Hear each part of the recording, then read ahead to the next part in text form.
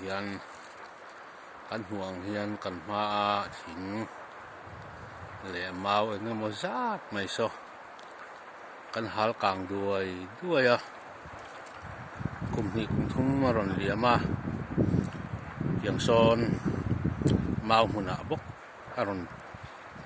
chang leh thin a pathian in mal sawm na mawah mal sawm na min pe tha em mai a ma ro chu hman tangkai dan kan thiam tawk lo awangin hian kan hal kang vel mai ani ram mi puite in to del le ma sawn na tur hian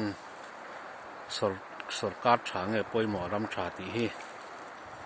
zona poimo takani awm e hei kan hriat theuh angin kan chak barmaram kan unau te an ram leilum chu tha a ram leilum ho sakna te pawh an nga hle ni ti te kan hria ma ro chu sarkar than nei lo wangin ram ho sa ti a chiar tel an ni ngai lo ni khawela ti rual chuan Israel ram te khu an ram khu ram tha ti han sei tur om lem lawa thale ram ro ti wan ram ani a ma ro chu sarkar tha nei mio wangin ram in to der tak le ram khawela bo ram thil tak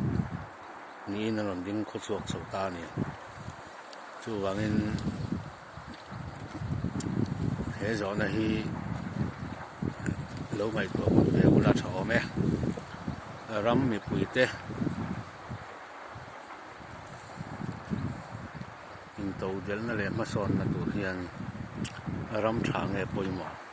sarkar tha ti hi in lo chana tan o